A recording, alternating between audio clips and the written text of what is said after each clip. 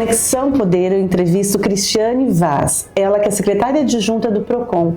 E hoje nós estamos nos deparando com muitas matérias, muitas notícias relacionadas a bebidas adulteradas, compra pela internet de produtos que depois, quando chega ao consumidor, esse produto também está adulterado, especialmente suplementos, vitaminas, canetas emagrecedoras. E tem também uma novidade que é o pedido de informações do PROCON junto às companhias aéreas sobre a bagagem. A gente vai falar sobre tudo isso nessa entrevista. Cristiane, seja bem-vinda aqui ao Conexão Poder. Muito obrigada, estou à disposição para responder suas perguntas. Para a gente começar, como está a atuação do PROCON junto às outras autoridades, como Polícia Civil, Vigilância Sanitária, DECOM, quanto às operações nessas fábricas clandestinas de bebidas, que tem assustado muito a população, porque essas bebidas adulteradas têm causado sequelas gravíssimas, até mesmo morte. Como está esse diagnóstico aqui no nosso estado, especialmente Cuiabá, Várzea Grande? Então, os órgãos, incluindo o PROCON, nós temos atuado de maneira conjunta. Então, nós tivemos uma reunião na semana passada.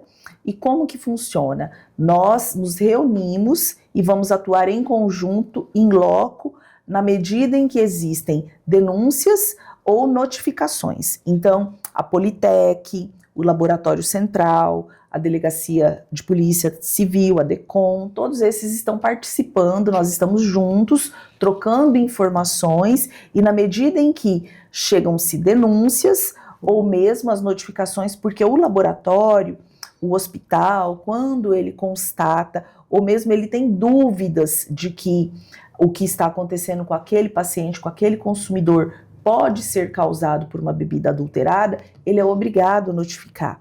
Então, através dessas notificações é que nós temos atuado. Aí faz toda uma investigação, se descobre qual é a origem desse produto e aí tem a ação efetiva nesse local. Exatamente. Nós já participamos de uma abordagem em Várzea Grande, onde se constatou uma espécie de laboratório clandestino, né, onde ali faziam-se as adulterações, mas o consumidor precisa tomar muito cuidado nesse momento, né, muito cuidado. Por quê? Porque não é um problema de Mato Grosso. Nós sabemos que outros estados, né, o índice de contaminação por metanol, ele é muito maior e recorrente. Então agora é um momento de todos redobrarem os cuidados, principalmente naquilo que afeta a saúde. O metanol, acompanhando as notícias, né, há um tempo atrás, acredito que aquele que foi jovem na década de 90, 2000, até participando de várias rodas, essas pessoas diziam assim, nossa, na nossa época trazia bebida falsificada, mas aquela bebida não fazia mal, ou pegava uma bebida de qualidade inferior e trocava-se o rótulo. Sim. Que é também, lógico, uma adulteração. Sim. Porém, a adulteração hoje, ela está mais perigosa, Cris? Com certeza, na verdade, o componente químico, né, que está se utilizando.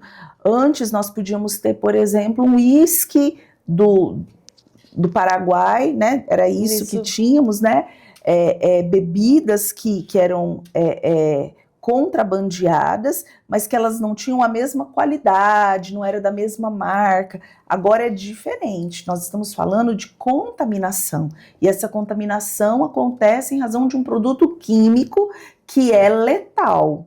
Então, essa é o componente gravoso, né? Esse é o componente gravoso. O metanol, ele é prejudicial à saúde do ser humano. É uma manipulação muito séria, que pode levar à morte. Exatamente. Nós temos casos de morte, nós temos casos de cegueira, né? Nós temos vários casos aí que estão sendo noticiados na mídia nacional de pessoas que sofreram graves danos. Então, a diferença, basicamente, é o produto químico que está sendo utilizado para causar adulteração. Dessas informações que você tem recebido, geralmente são adulterados, né, manipulados, que tipos de bebidas e que tipos de embalagens quando se trata de bebida alcoólica? Nesse momento a gente tem recebido as denúncias todas relacionadas aos destilados, né? Então a gente está falando de aguardente, a famosa cachaça, pinga, né? E a gente sabe que também existe uma produção que é artesanal.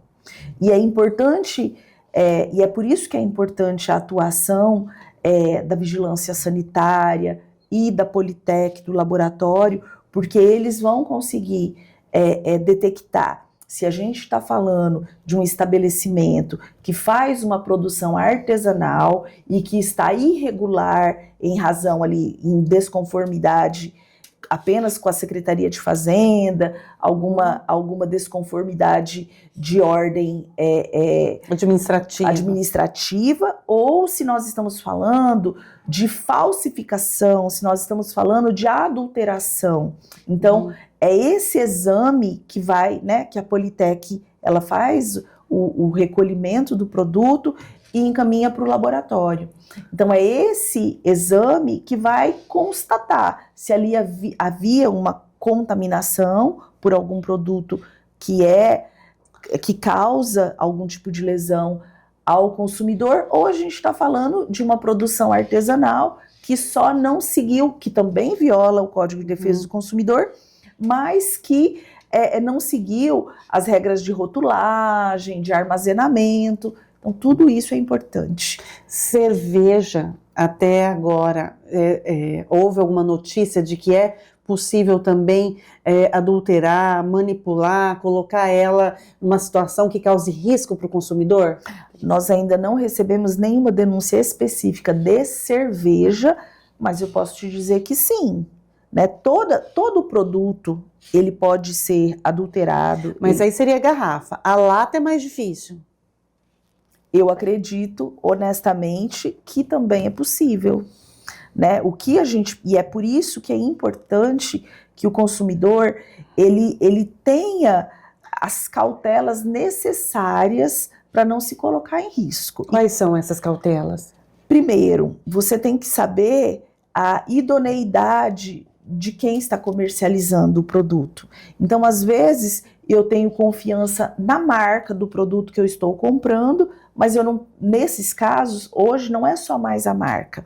Quando a gente fala de falsificação, o que está sendo falsificado é exatamente a marca. Então, você tem que saber de quem você está comprando e não só o quê. Então, eu preciso escolher o produto, a marca do produto, mas eu também preciso ver se quem está me vendendo, quem está comercializando esse produto, tem idoneidade, né? Se é um estabelecimento, e é por isso que nós não podemos comprar em qualquer lugar, né? Se é um estabelecimento consolidado, se é um lugar que eu vou poder reclamar, se posteriormente eu perceber, tiver dúvidas em relação ao produto, eu posso retornar ali e fazer as confirmações, porque se eu compro, aí a gente entra no mercado eletrônico, né? O mercado eletrônico, ele é um facilitador? Com certeza, comprar pela internet hoje te traz comodidades, como, por exemplo, pesquisa de preço. É muito mais fácil hoje você consultar 3, 4 sites do que você ir, né, fisicamente em 3, 4 distribuidoras. Né? Então, existe um facilitador. Agora, por outro lado, esses sites que eu estou consultando são oficiais? São sites oficiais? Essas empresas, elas existem de verdade? Porque aí eu preciso consultar o CNPJ, eu preciso verificar se existem reclamações relacionadas àquela empresa.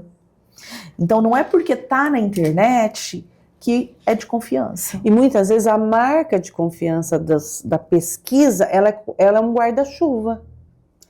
Muitas vezes você tem ali o aplicativo que ele é o guarda-chuva que reúne diversos fornecedores. Sim.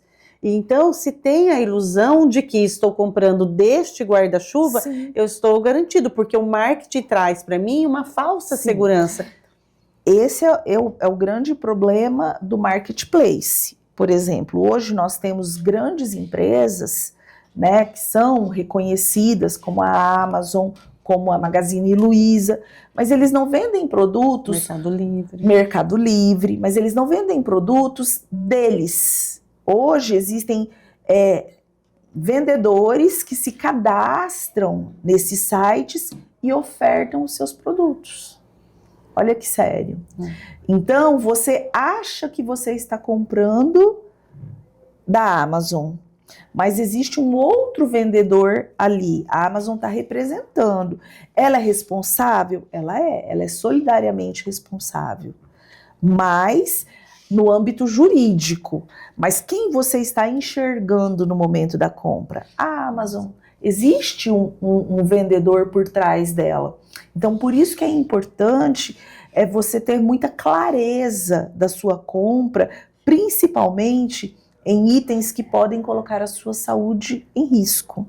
E quando você fala itens que podem colocar a sua saúde em risco, envolve muitos produtos, né? Com certeza. Porque um produto para o cabelo, por exemplo, pode causar cegueira. Uma maquiagem que é um blush, pode causar uma lesão, uma queimadura gravíssima. Esmalte. Então, quase tudo. Esmalte falsificado pode causar uma alergia grave. Né? Então, maquiagem para os cílios, por exemplo, shampoo de cabelo. Então, a gente tem hoje uma série de produtos que parecem inofensivos, desde que eles tenham a qualidade esperada. Agora, se forem produtos de origem incerta, aí a gente pode colocar suplemento, a gente pode colocar medicamentos, as bebidas, os alimentos, barrinha de cereal. Então, assim, hoje as pessoas compram de tudo pela internet, de tudo. E esse tudo, ele é importante que em cada compra você faça todas as checagens que são básicas para você ter o mínimo de segurança no consumo. E quando você diz isso, me chama a atenção, porque não se limita à questão de preço. Claro, porque você pode comprar um produto num preço de mercado e achar que está comprando um produto que ele é original no sentido de ter todas as suas qualificações atendidas e ser um produto adulterado. Com certeza. Então a gente tem o adulterado, que é o verdadeiro, que foi manipulado dolosamente, e nós temos o falsificado, que é aquele que desde que nasceu, ele já nasceu com aparência de outro, né? São distintos, mas ambos são prejudiciais. O falsificado, ele te prejudica na medida em que você acreditou estar comprando determinada marca e não recebeu aquilo que você acreditou estar comprando. Estou comprando uma vitamina B12, na verdade eu estou tomando uma pílula de farinha. Exatamente, perfeito. Agora, o adulterado, ele é ainda mais grave, porque você comprou um produto que ele passou por uma manipulação, ele passou por uma utilização de um terceiro, né? E você não sabe o que foi colocado ali e quais são os prejuízos que aquilo pode causar para a sua saúde. Então, o comprimido de B12, ele foi dividido em 3, macerado, aditivado produtos químicos que vão me causar saúde, e um virou 3 e... Exatamente. Todos violam o Código de Defesa do Consumidor, mas um te engana e te causa prejuízo financeiro, e o outro te causa um prejuízo ainda maior, que é colocar a sua saúde em risco. E nessa onda, nesse movimento pelas canetas emagrecedoras, tem chegado também essas informações que a busca por essas canetas, muitas vezes canetas vindas de outros países, que não têm as agências de regulação, de vigilância como o Brasil, podem também colocar em risco a saúde das pessoas? Com certeza. Nós temos a Anvisa, que faz toda essa regulação no nosso país. O que é importante registrar é que todo medicamento, ele precisa estar sob prescrição médica. Todo medicamento. A prescrição médica é o que vai te garantir sucesso no procedimento, no tratamento que você estiver fazendo. O fato de nós podermos acessar hoje os produtos não significa que eu devo utilizar. Então, quando você utiliza de forma irrestrita, sem nenhum tipo de acompanhamento e principalmente comprando de qualquer lugar essa medicação, você está colocando a sua vida em risco. E esse ambiente online é extremamente atrativo. Com certeza, extremamente atrativo, e hoje, como a gente não tem controle do que é real e do que é inteligência artificial.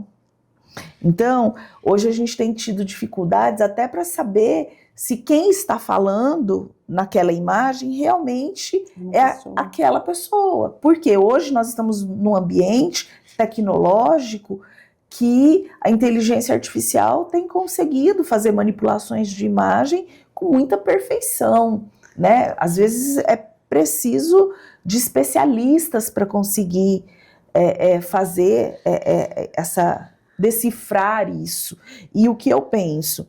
As pessoas hoje estão dentro de um mercado de consumo que existe muita oferta, né? A oferta é muito agressiva, muito tentadora, e o consumidor, ele perde às vezes a noção do que é real, do que é possível, do que é necessário, principalmente do que é necessário, porque é muita oferta. E o Código Consumidor também tem essa perspectiva da preocupação com a educação financeira também, né? Com certeza. Não é esse consumo, incentivar esse consumo muitas vezes exacerbado, que coloca a pessoa depois numa ansiedade, provoca até um transtorno emocional. O Código de Defesa do Consumidor, ele passou por uma alteração e ele inseriu alguns artigos que trataram do superendividamento. Então, o superendividamento hoje ele é um fenômeno social, entendeu? Não é uma pessoa que utilizou o dinheiro de forma desregrada. Não, nós estamos falando de um fenômeno social que atinge famílias, que atinge muitas pessoas de várias classes sociais. Não é pobre que está superendividado. Tem muita gente que tem salário atrativo que está superendividado. Tanto que a questão dos consignados mesmo levantou uma preocupação no Estado que mexeu com todas as estruturas. Exatamente. Então, a educação financeira é apenas um dos pontos que precisam ser ensinados. De fato, o brasileiro ele não aprendeu isso na escola. Né? Nós não fomos ensinados, nós não tivemos uma disciplina sobre isso. Agora, por outro lado, nós temos um mercado que é muito agressivo nessas questões relacionadas ao consumo. Então, e oferta de crédito. Exatamente, oferta não só de crédito, de tudo. Então, hoje os produtos são feitos para não durar. Antigamente, uma geladeira, ela durava com certeza 20 anos. Aquela geladeira da Brastemp vermelha, ela tinha que durar 20 anos. E se ela não durasse 20 anos, ela não era boa. A marca garantia 20 anos de uso. Hoje, quando a sua geladeira dura 10 anos, você já está com o coração grato. Porque, nossa, 10 anos, como se fosse muito. E não é muito. Todo produto tem que ter uma vida útil. Mas nós estamos sendo tão super estimulados, né? Todos os anos lança um iPhone. Você acabou de comprar um iPhone, já está sendo lançado outro. E parece que o seu deixa de funcionar. Exatamente, porque já existe um planejamento da indústria para o seu celular parar de funcionar em um determinado tempo. Isso se chama obsolescência programada. Então, quem fabrica, o fabricante, ele já está produzindo o celular com data para ele parar de atualizar. E quando ele para as atualizações, você já não consegue mais usar. Ele já começa a dar problema. Secretária, ficou ainda mais difícil atuar nesse campo? O PROCON, né, um órgão de defesa do direito do consumidor. Hoje é muito mais desafiador atuar nesse campo. Eu vejo, por exemplo, lembrei das ligações. Há um tempo atrás, as pessoas ligavam para perturbar a pessoa na casa 20 vezes. Hoje, de um tempo para cá e agora, com a inteligência artificial, ficou ainda mais perturbadora essa situação. Isso é uma reclamação que ainda persiste lá no Procon, que a pessoa vai lá e fala, ai, me ajuda, não aguento mais meu telefone tocar o dia todo? Você percebeu que, respondendo a primeira pergunta, sobre os desafios, hoje, trabalhar no Procon, a gente brinca que a gente precisa saber do alfinete ao foguete. Porque olha a quantidade de possibilidades, de problemas que a gente pode identificar numa relação de consumo, desde a mais simples a mais complexas. Então, atuar nessa área realmente está cada dia mais desafiador. Agora, veja só, você teve um telefone convencional na sua casa. Sim. Né? Todos nós tivemos em algum momento da vida. Há pelo menos uns 15 anos nós paramos de utilizar. E qual foi o principal motivo que a gente parou de atender telefone convencional? Não é só porque a gente passou a ter o celular, mas foi principalmente porque a gente não aguentava mais atender telemarketing. Então, o telemarketing não tinha BINA. Quem não tinha aquele aparelhinho ali para identificar, você às vezes estava trabalhando, estava fazendo alguma coisa muito importante e precisava parar o que estava fazendo para ir atender o telefone convencional. Chegava lá, era alguém te ofertando algo que você não queria. Então, esse telemarketing, ele fez com que as pessoas abandonassem o telefone convencional. Aí agora, com o aparelho celular, o que aconteceu? Nós paramos de atender telefone. A gente só quer falar no WhatsApp. Exatamente. Hoje as pessoas só atendem telefone de quem está ali na sua agenda. E se você quiser falar com alguém que não está na sua agenda, o que você faz? Você manda uma mensagem, você se identifica e você pede para a pessoa te atender. Olha, então assim, um serviço que é perturbador, né? Que muito embora a gente tente de alguma forma diminuir o acesso, então foi criado o Não Perturbe, agora o 0303 que não funcionou, porque no final das contas as empresas não respeitaram as regras da Anatel, e lamentavelmente a Anatel não puniu essas empresas como deveria. Então hoje, o que os consumidores estão fazendo? Pararam de atender telefone. Para você acessar alguém, é por mensagem de texto, aí você pede autorização para a pessoa para poder ligar. Hoje, quais são as maiores reclamações no Procon? Hoje, as nossas maiores reclamações estão relacionadas ao sistema financeiro, então reclamações de juros abusivos, de contratos que não foram firmados, modalidade de crédito que não foi contratada. Então, o sistema financeiro já há 2 ou 3 anos está liderando as nossas reclamações, seguida por serviços essenciais, água e energia. Há muito tempo são os 3 serviços que de fato estão no topo, tanto porque tem o maior número de consumidores, né? A gente tem que lembrar disso, sim, mas também porque são segmentos que dão muito problema. E esses segmentos, eles são o tempo todo pautas de discussões mesmo políticas, porque as leis, elas transversam por esses lugares. E falando também nessas pautas, na Câmara aprovou um projeto de lei que vai para o Senado que prevê a pena de 5 a 15 anos para quem altera bebidas, alimentos e suplementos.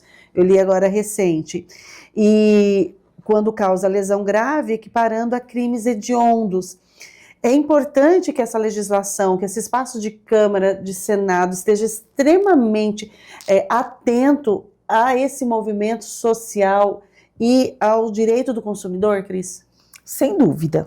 Se você lembrar que a Câmara, né, o Congresso Nacional, é o ambiente correto e adequado para legislar sobre os direitos das pessoas. Se você lembrar que todas as pessoas são consumidores.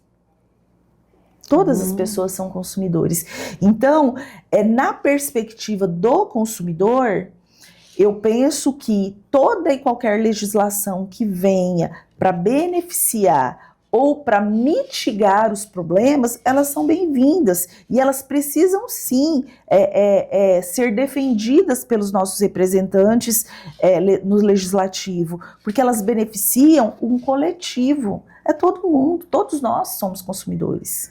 E quando você cita, né, serviços como energia e água, independente de serem ofertados pelo Poder Executivo ou pelas concessionárias, são serviços que são desafiadores para a gestão pública e as cidades vão crescendo e a população precisa desses serviços.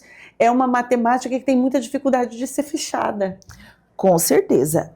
Embora seja uma obrigação do Estado, quando a concessionária, né, ela recebe essa missão de fornecer o serviço, ela precisa cumprir todas as obrigações, que é o preço módico, é um serviço de qualidade, né? Então, o fato de ser um terceiro, de ser uma concessionária, não faz com que o consumidor perca direitos. Pelo contrário, aquela concessionária, ela pleiteou estar naquela posição, naquele lugar, e ela precisa garantir o mínimo. E o mínimo é muito. O mínimo é muito, porque se nós tivéssemos um serviço contínuo, se nós tivéssemos um serviço que é econômico, que tem qualidade, nós não teríamos problemas. As pessoas se sentiriam, assim, realmente representadas e contempladas por aquilo que é direito. Atendidas, exatamente, atendidas. O consumidor, nessas áreas, o consumidor tem sempre razão? Não. Né? Essa máxima de que o consumidor tem sempre razão, ela não é verdadeira. Por quê? Porque tem consumidores que não têm razão. E acontece. De chegar até mesmo lá no órgão, claro, pedindo direito, quando você vai a fundo naquela questão, não era bem assim. Exatamente, mas ele tem o direito de ter a informação. Então, ele pode não ter aquele direito que ele pleiteou, que ele acreditou que ele tinha, mas ele vai chegar no PROCON ou até mesmo na concessionária. Ele tem o direito de ser atendido, ele tem o direito de ser informado, ele tem o direito de ser orientado adequadamente, corretamente. Então, é importante que esses serviços que são essenciais, principalmente na medida em que nós não temos concorrência. Porque ao contrário, por exemplo, da telefonia. Nós temos a telefonia, que também é um serviço essencial, mas você pode escolher. Água e luz você não pode escolher. Você tem que negociar com a concessionária. Você não pode simplesmente dizer, a partir de hoje eu não quero mais receber água desta concessionária, eu vou para outra. Então, o nosso direito de escolha, ele é mitigado. Então, isso é um motivo a mais, isso traz uma responsabilidade a mais para a empresa concessionária, porque ela é a única escolha desse consumidor. Não tem outra opção, né? Não tem outra opção. Quando a gente fala em serviços essenciais, serviços públicos, a questão da transparência é uma exigência, claro, né? Mas quando, na sua concepção, quando o consumidor ele sente que ele realmente está tendo acesso às informações, e essas informações vêm de maneira simplificada, ele tem mais credibilidade na oferta do serviço. Com certeza. A transparência, ela, na verdade, ela traduz a boa-fé dessa relação. Então, em qualquer aspecto, né? Relação de consumo privado, na área de serviço público, sempre. A boa-fé, ela é um dos fundamentos do Código de Defesa do Consumidor, da relação consumerista. Nós não podemos partir da premissa de que uma das partes tem interesse escuso, quer enganar a outra parte. Então, o que é uma relação de consumo saudável? É quando as duas partes estão, né, movidas pela boa-fé. Um quer contratar, ou quer comprar, e o outro quer vender, negociar, e ambos colocam as condições de forma clara. Olha, as minhas condições são essas, eu vendo isso, é isso que eu estou te ofertando. Porque quando isso é claro, esse consumidor aqui, ele tem acesso, aí a gente fala do direito de escolher. Então, se ele tem todas as informações, ele vai ter uma escolha consciente. porque olha, ele vai refletir, as condições são essas, eu quero ou eu não quero, eu posso ou eu não posso. Secretária, esse assunto que está também em discussão relacionada às companhias aéreas sobre a retirada do direito de bagagem gratuita. Como que o PROCON está se posicionando?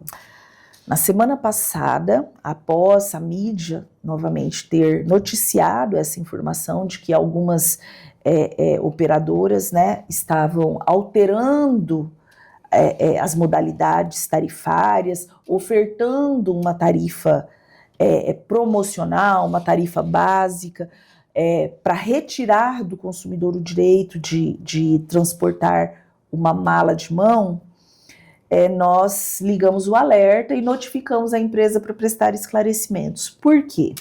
Em 2016, nós tivemos uma alteração, que nós, que defendemos o consumidor, entendemos que foi uma alteração bastante negativa, porque até aquele momento, em todos os voos, inclusive os domésticos, os consumidores tinham o direito de transportar uma mala de até 23 quilos. Aí, sob o argumento de que isso gerava um custo maior para o consumidor, as empresas fizeram todo um lobby para que a ANAC fizesse uma regulamentação, mitigando isso, dizendo, olha, se você não despachar a bagagem, o seu voo vai ficar mais barato. Nós vamos ter condições de ofertar passagens mais atrativas, o que de fato não aconteceu. Nós não vimos isso de fato acontecer. Então, desde 2016, as passagens aéreas não sofreram um decréscimo, pelo contrário, se mantiveram e aumentaram os seus valores. E a bagagem de mão, desde 2016, passou a ser a regra. A regra é na passagem mais barata, então ali naquela modalidade mais barata, a bagagem de mão ela é gratuita. O consumidor tem o direito de transportar sem custo. Até 10 quilos. Até 10 quilos e tem algumas operadoras que ofertam 12 quilos. Agora surgiu essa possibilidade, essas duas operadoras, a Latam e a Gol, estão ofertando, me parece que a Gol em voo internacional e a Latam parece que em voos domésticos, já está praticando. Eles criaram uma nova modalidade tarifária, sem o direito da bagagem de mão. Só que essa bagagem de mão já é a regra e ela é gratuita. Então, quando você cria uma nova espécie, o que você tá? Qual que é a interpretação contrária? Então, se é o mesmo avião, os mesmos lugares, e a única coisa que difere uma da outra é a bagagem de mão. Então, calma aí, nessa segunda tarifa, o que está sendo cobrado é a bagagem.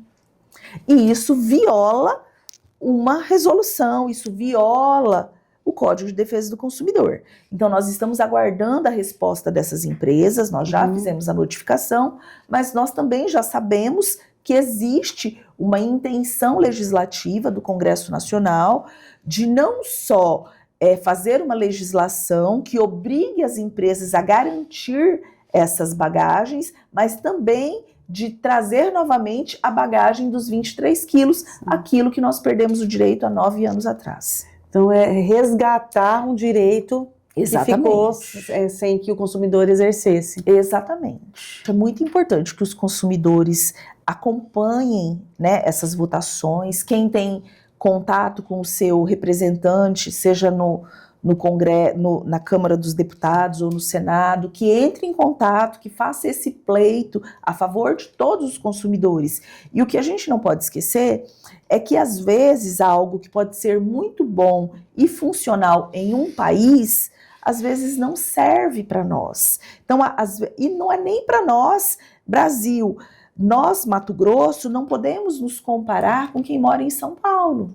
Por exemplo, voos para São Paulo e Rio. Às vezes ali é um bate e volta que pode acontecer, que pode ser simples, né? Menos de 1 hora de duração entre um voo e outro. São Paulo, Brasil. As pessoas vão...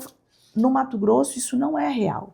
né? Tanto em razão da oferta de voos que nós temos, voos diretos, é mínimo, nós temos uma distância muito grande dos demais estados, então essa realidade de viajar sem bagagem, ela não é aplicável para 80%, 90% dos consumidores de Mato Grosso. Então essa proposta, ela é muito ruim para os consumidores de Mato Grosso. Vão ser impactados fortemente. Fortemente. Então, todos os consumidores, ou grande parte dos consumidores, precisarão pagar pelo despacho de bagagem.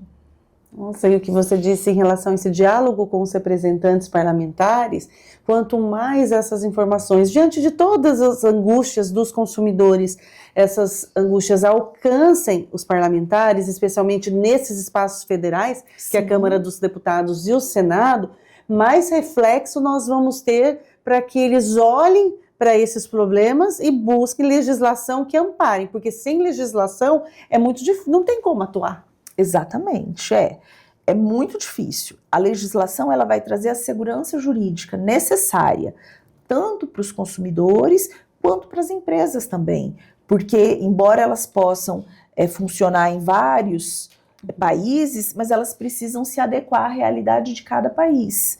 Então, no Brasil, eu acho que é fundamental que os consumidores sejam protegidos e se garanta a bagagem, porque nós não temos a mesma realidade de outros países. Cris, para a gente encerrar a nossa entrevista, quais aspectos nós precisamos avançar quando a gente pensa no Código do Consumidor? Nós temos 35 anos de Código do Consumidor. 35 anos. Ele hoje, as relações de consumo, os ambientes, né, conectados, de internet, online, essa velocidade da inteligência artificial, a legislação, ela está conseguindo acompanhar todas essas mudanças, ou tem alguns aspectos que você percebe que seria preciso olhar com mais atenção e cautela? Eu sou fã do Código de Defesa do Consumidor, né? Assim, eu acho fantástico. Após 35 anos, né, nós temos uma legislação que ela é atual, que ela sofreu poucas alterações, e no geral nós conseguimos trabalhar muito bem com os problemas de hoje, de acordo com o que foi escrito há 35 anos atrás. Então, assim, os legisladores de 35 anos atrás, eles foram fantásticos nesse sentido. Nós temos uma legislação que ela é referência para outros países, né? Então, ali, mas é claro que todo aprimoramento, ele é necessário. E o comércio eletrônico, coisas assim que a gente nem imaginava que pudéssemos um dia precisar atuar, né? Isso é uma realidade, isso é um problema e que nós vamos precisar sim ajustar as legislações para trabalhar com essa nova realidade. Então, para a gente encerrar, eu gostaria que você deixasse algumas dicas para os consumidores que estão nos assistindo, especialmente desses temas centrais que nós falamos aqui, em relação à adulteração de bebida, de alimento, esses ambientes. O meu conselho para todo consumidor é que hoje, diante de tantas ofertas que fazem com que a gente sinta necessidade, né, de estar sempre consumindo, a primeira reflexão é: eu preciso disso? E se eu realmente preciso, eu preciso saber de quem eu estou comprando. Porque se eventualmente eu tiver algum problema, eu preciso ter de quem reclamar. Qual é o problema hoje de muitos golpes, de muitas compras virtuais? É não ter de quem reclamar. O consumidor só descobre que ele caiu em um golpe quando ele viu, né, a sua expectativa não se consolidar. Então, diante, né, deste cenário que é desafiador, acautelem-se. Eu acho que esse é o meu conselho. Porque muitas vezes, você disse agora, a pessoa fez aquela compra, chegou aquele produto e depois ele nunca mais encontra a maneira de acessar quem me vendeu, porque a página existe hoje, amanhã não existe mais. Ela não existe mais, exatamente. Então, este cenário, assim, os golpistas, eles sempre estão um passo à frente. O criminoso, ele sempre está um passo à frente. Então, nesse ambiente, né, de excessivo de compras, o que a gente tem que se acautelar? Agora, do mesmo jeito que este cenário talvez seja bom para mim, ele é melhor para o golpista. sempre vai ser assim. Então, quem tem que ter cautela, porque quem pode sofrer o prejuízo real sou eu. Então, quem tem que tomar cuidado também sou eu. O PROCON existe, nós estamos à disposição para auxiliar, para orientar, mas o ideal é que o consumidor faça a sua parte, que é o quê? Tendo a certeza da idoneidade de quem está do outro lado da tela. Agora uma pergunta que eu vou ter que fazer. O PROCON projetou de uma maneira muito especial a Gisela do PROCON, né? Tive a oportunidade de entrevistá-la e a atuação dela como deputada, ela tem o tempo todo respondendo aos consumidores nesse aspecto e elas têm essa imagem muito forte no pensamento, na percepção do mato-grossense, né? A Gisela do PROCON. Você, atuando no PROCON, você é técnica, abre uma perspectiva política também, Cris? Não.